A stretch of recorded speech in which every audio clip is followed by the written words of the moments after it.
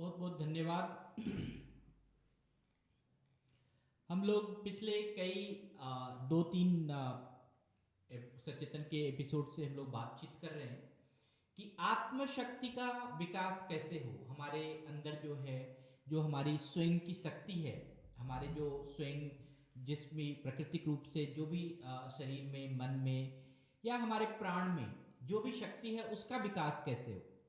तो अगर मैं कहूँ तो आप लोग कुछ हद तक एक जो आपका स्थूल शरीर है उसके बारे में देखा कि जो भी आपके हाथ पैर आँख नाक कान है वो स्थूल शरीर का भाग है। सूक्ष्म शरीर जो देखा कि आपने जो आपके मन है उसके बारे में, और हम इधर कई दिनों से प्राण के बारे में बात कर रहे हैं, सांस के बारे में बात कर रहे हैं। तो यह भी आपके शरीर का एक पार्ट है। और यह अगर आप समझते हैं, प्राण के बारे में समझते हैं, हमने जरूर पिछले दिनों जो बातचीत की कि आपके 5 प्राण हैं, उस 5 प्राणों का क्या क्या काम है। अब हम अगर सच में इस प्राण शक्ति को बढ़ाना चाहते हैं, आत्मशक्ति को बढ़ाना चाहते हैं, तो जितने भी हमारे शरीर की ऊर्जा का संग्रह है या जो भी हमारे शरीर के अंदर ऊर्जा है उसका जो ऊर्ध्वगमन होना चाहिए। ऊर्ध्वगमन का अर्थ है कि वह नीचे से ऊपर की ओर आना चाहिए। जितने भी शरीर की ऊर्जा है वह ऊर्ध्वगमन की तरफ हो, ऊपर की ओर हो। और क्या होता है कि हम जब भी कार्य करते हैं, बैठे रहते हैं, बातचीत करते हैं, रोजमर्रा के जीवन में हम शरीर की जो ऊर्जा है वह कहीं ना कहीं शिथिल पड़ जाती है। जो आपके शरीर के अंदर की ऊर्जा है वह धीमी पड़ जाती है, जिसके कारण बहुत सारे प्रॉब्लम्स होते हैं हमारे जीवन में, और हम उसको जो है सही भी कर सकते हैं। कल हमने बातचीत की थी कि ये प्राण की जो कल्पना है वह एक राजा के समान है। अर्थात ये राजा जो है वो पूरे शरीर पे राज करता है, और इसका मन जो है एक दूत है। और मैंने कहा था कि वाणी जिससे हम बोलते हैं वह उसकी रानी है। हमारे प्राण का जो हमारे शरीर, हमारा जो आत्मा है, हमारा जो स्वयं है, उसकी जो रानी है, उसकी जो जो उसका सब चीज चलता है वो उसकी वाणी है। और चक्षु जो है उसकी सुरक्षा प्रहरी है, और कान जो है उसका संदेश वाहक है, द्वारपाल है। और प्राण जैसे ही हमारे शरीर में आता है हमारी सारी इंद्रियां जो है वो एक्टिव हो जाती है। जिसके अगर हम प्राण की उपासना करें तो इससे हमें बहुत सारा इष्ट सिद्धि मिल सकता है, हम श्रेष्ठ हो सकते हैं, हमारी सुख समृद्धि यश तेजस्वता, हमारे जीवन का सब कुछ बढ़ सकता है, ज्ञान। और यह प्राण की जो शक्ति है वो उसका जो प्रमुख स्थान है वह हृदय क्षेत्र है। और इसके अतिरिक्त हम कहते हैं कि यही हृदय क्षेत्र है जहाँ पर हम परमात्मा की भी खोज कर सकते हैं। और जब हम प्राण शक्ति हमारे शरीर में आ जाए तो क्या होता है, उस शक्ति का विप्रतो होना, विस्तार होना बहुत जरूरी है।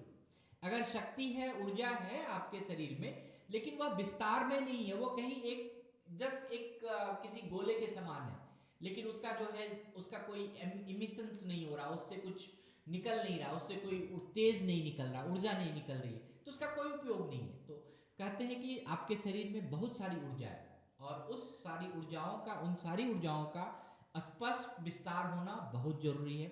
इसीलिए प्राण उपासना, प्राणोपासना की बात हमने कहे थे कि प्राणोपासना मतलब प्राण की उपासना हम कैसे करें। प्राण उपासना का अर्थ होता है इसका पूजा पाठ, इसका लालन पालन देखन कैसे करें, देखभाल कैसे करें।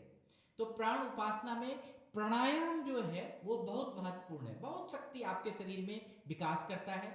और कहते हैं कि आपके फेफड़े में 30 करोड़ से ज्यादा वायु कोष्ठ है जिसमें कि वायु रहते हैं।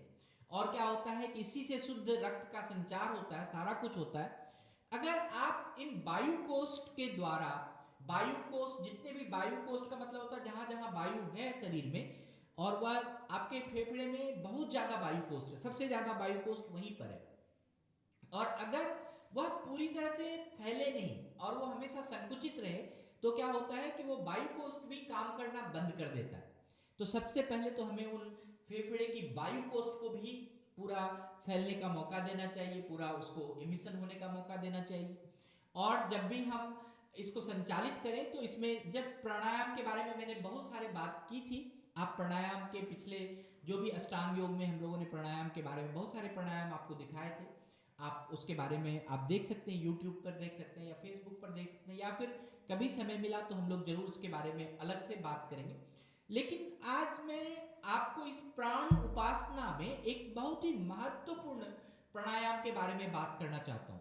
और यह प्राणायाम कोई भी कर सकता है। ध्यान रहे कि अगर आपके शरीर में कोई भी ऑपरेशन हुआ है, जो कि घाव घाव हील नहीं हुआ है, या फिर किसी का हार्ट का प्रॉब्लम है या हार्ट डिजीज है या हार्ट का ऑपरेशन हुआ है, तो वो ये प्राणायाम ना करें, या फिर आप डॉक्टर की सलाह से कर सकते हैं। ये प्राणायाम से घाटा कुछ भी नहीं है, कोई भी आपके शरीर में कुछ भी खराबी नहीं होगा। लेकिन अगर आप सही तरीके से करेंगे तभी उसका ऊर्जा का संग्रह होगा। तो मैं आपको ये जो प्राणायाम आज मैं बोल रहा हूँ, इसका नाम है त्रिबंध। त्रिबंध मतलब, बंध का मतलब होता है बांधना, और त्रिबंध मतलब होता है तीन जगह पर बांधना। किसको बांधेंगे हम? तो हम अपने प्राण ऊर्जा को तीन जगह अपने शरीर में कहां पर बांध के रोक के रख सकते हैं, उसके बारे में। क्योंकि जब भी आपके शरीर में क्या होता है कि जो भी ऊर्जा है, कहीं भी कोई ऊर्जा है, ऊर्जा का क्षय नहीं होता है, वह किसी रूप में बदल जाता है। तो मैं आपको बता दूं कि अगर आपके शरीर में ऊर्जा है और आपने उसको सही दिशा में नहीं लगाया, तो वह ऊर्जा क्या होगा? आपके काम, क्रोध, लोभ, मोह, इसमें उड़ जाएगा, इसमें बदल जाएगा। आप गुस्सैल हो जाएंगे, आप कामी पुरुष व्यक्ति हो जाएंगे, महिला हो जाएंगे। इस तरह से क्या होता है कि जब हम ये काम, क्रोध, लोभ, मोह, जो हमारे शरीर की जो असली शुद्ध ऊर्जा है, वह क्या होता है कि वह ऊर्जा सही जगह पे नहीं यूज होने के कारण वह डिफरेंट अलग अलग नेगेटिव कामों में लग जाता है। जैसे कल हमने आपको नेगेटिव कामों के बारे में भी बताया था कि हम प्राण अगर सही से उपासना ना करें तो हमारी बहुत सारी नेगेटिव प्रवृत्ति हमारे जीवन में आ जाती है। तो जब भी हम ये मूल बंध के बात करते हैं तो उसमें आपको सबसे पहला है जलंधर बंध। जलंधर बंध का मतलब होता है कि मैं ये जो बंध कह रहा हूं कि ये ऊर्जा जो है आपके शरीर में हो। अगर आपके शरीर में ऊर्जा नहीं होती है, अगर आपके शरीर में ऊर्जा अगर सही जगह पर नहीं रुकी रहे, तो क्या होगा? वो आपके शरीर के निचले भाग से निकल जाएगा या शरीर के ऊपर के भाग से निकल जाएगा। तो हमें बंध मतलब होता है ऊर्जा को बांधना। हम अपने शरीर के अंदर ही उस प्राण ऊर्जा को बांधें। तो प्राण ऊर्जा को बांधने के लिए सबसे पहला जो है जलंधर बंध है। जलंधर बंध का मतलब होता है ये, जब मैं आपको बताऊंगा इसका जो लाभ है वो मैं बता देता हूं।